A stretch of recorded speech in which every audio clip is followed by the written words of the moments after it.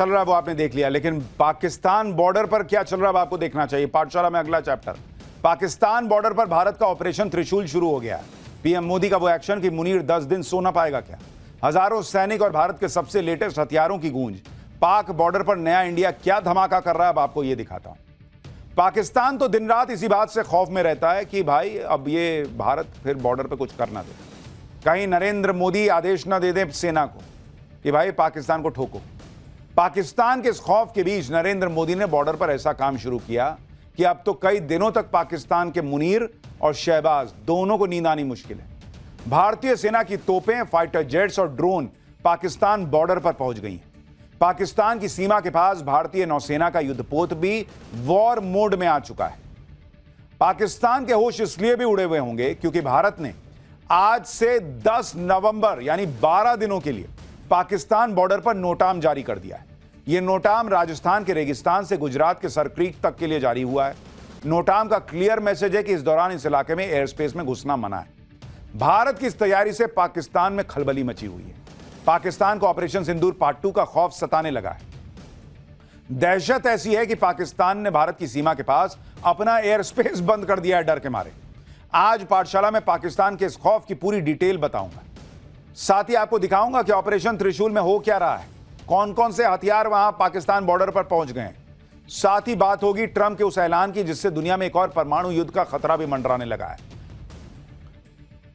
पाकिस्तान तो अभी तालिबान को ही नहीं संभाल पा रहा, उस पर भारत ने पाकिस्तान की सीमा पर ऑपरेशन त्रिशूल शुरू कर दिया है।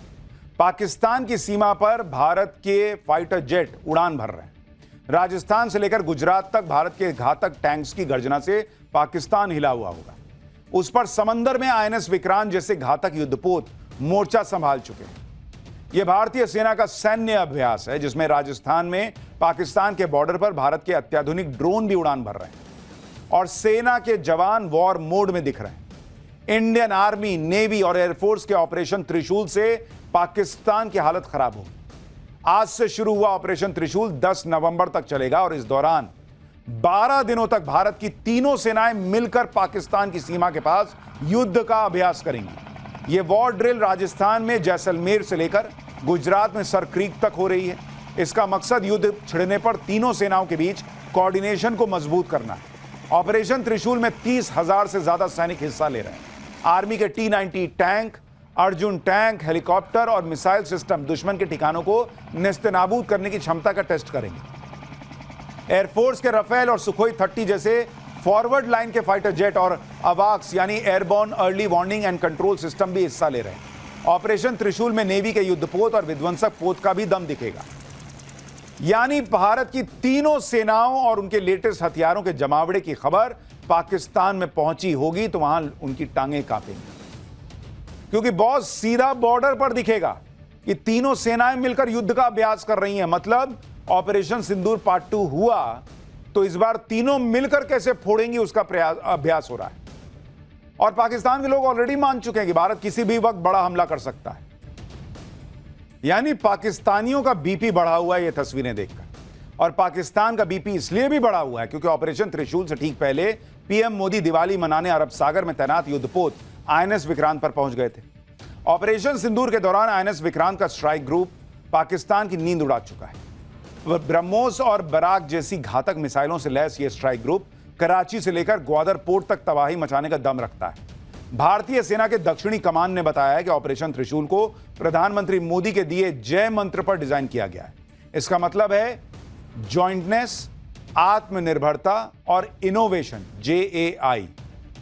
पीएम मोदी इस जय मंत्र को भारत के भविष्य की रक्षा तैयारियों का आधार बताते हैं और इसी सोच के आधार पर तीनों सेनाओं में तालमेल बढ़ाने के लिए ऑपरेशन त्रिशूल शुरू हुआ है। इसमें जिस तरह स्वदेशी हथियारों का इस्तेमाल हो रहा है वो आत्मनिर्भरता और इनोवेशन की ताकत भी दिखाता है।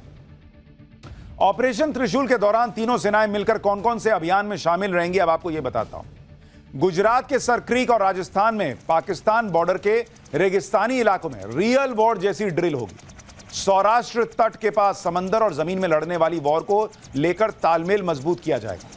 इसके अलावा इंटेलिजेंस, सर्विलांस और इलेक्ट्रॉनिक वॉरफेयर से जुड़े अभियान भी ऑपरेशन त्रिशूल का हिस्सा होंगे। ऑपरेशन त्रिशूल के बीच भारत ने पाकिस्तान को एक झटका और दिया। तुर्की में पाकिस्तान और अफगानिस्तान के बीच शांति वार्ता नाकाम होने के बाद भारत ने अफगानिस्तान का खुलकर समर्थन कर दिया है। भारत ने पाकिस्तान को खरी खोटी सुनाते हुए दो टूक कह दिया है कि पाकिस्तान अफगानिस्तान की संप्रभुता से चिढ़ा हुआ है और बिना किसी डर के सीमा पार आतंकवाद फैला रहा है। भारतीय विदेश मंत्रालय ने कहा है कि भारत अफगानिस्तान की स्वतंत्रता, क्षेत्रीय अखंडता और संप्रभुता का पूरा समर्थन करता है। बॉर्डर पर भारत और तालिबान से पाकिस्तान घबराया है तो देश के अंदर बलोच आर्मी और तहरीके तालिबान पाकिस्तान जैसे संगठन मुनीर और उसकी सेना के लिए काल बने हुए हैं। खैबर पख्तूनख्वा में हुए लेटेस्ट अटैक में टीटीपी ने पाकिस्तानी आर्मी के एक कैप्टन समेत 6 सैनिकों को मार दिया है। खुद पाकिस्तानी आर्मी ने मारे गए सैनिकों की तस्वीरें भी जारी की हैं। इतना ही नहीं, पाकिस्तान की पिटाई भारत के बॉर्डर पर भी हो रही है। भारतीय जवानों ने एलओसी के पास सड़क बनाने की कोशिश कर रहे पाकिस्तानी रेंजर्स को फायरिंग करके खदेड़ दिया है। पाकिस्तान जिस तरह से चौतरफा फंसा हुआ है उसमें उसे ट्रंप से ही उम्मीद दिख रही है कि भाई ट्रंप की इतनी चापलूसी की है तो शायद बचाने आएगा। लेकिन ट्रंप पाकिस्तान को क्या बचाएंगे, वो खुद ही अलग टेंशन में फंसे हैं। चीन और रूस की ताकत बढ़ती जा रही है। चीन और रूस के एटम बम देखकर ट्रंप परेशान है और इसलिए अब ट्रंप को अमेरिका के एटम बम याद आने लगे। ट्रंप अचानक न्यूक्लियर टेस्ट करने की बातें करने लगे। ऐसा 33 साल में कभी नहीं हुआ। अगर अमेरिका न्यूक्लियर टेस्ट करता है तो 33 साल बाद यह पहला मौका होगा जब अमेरिका न्यूक्लियर टेस्ट करेगा। अमेरिका ने आखिरी बार 23 सितंबर 1992 को न्यूक्लियर टेस्ट किया था। न्यूक्लियर टेस्ट को लेकर ट्रंप ने कह दिया है कि यूएस के पास किसी भी दूसरे देश से ज्यादा परमाणु हथियार है। रूस दूसरे और चीन तीसरे नंबर पर है। लेकिन 5 साल में चीन अमेरिका की बराबरी कर लेगा। दूसरे देशों के टेस्टिंग प्रोग्राम की वजह से उन्होंने डिपार्टमेंट ऑफ वॉर को न्यूक्लियर वेपन की टेस्टिंग शुरू करने का निर्देश दिया है। यह प्रक्रिया तुरंत शुरू होगी। ट्रंप ने यह भी कहा है कि पहले कार्यकाल में उन्होंने अमेरिका के परमाणु हथियारों को पूरी तरह अपडेट किया और बेहतर बनाया। परमाणु हथियारों की विनाशकारी ताकत की वजह से उन्हें यह करना पसंद नहीं था, लेकिन उनके पास कोई चारा बचा नहीं। यानी एक तरफ तो भाई साहब माहौल बना रहे हैं कि मैं दुनिया में शांति लाना चाहता हूं, मैं ये युद्ध रुकवा देता हूं, वो युद्ध रुकवा देता हूं, और खुद परमाणु बम जो है उसका टेस्ट करने की तैयारी कर रहे हैं। भाई का कोई हिसाब ही सही नहीं बैठता।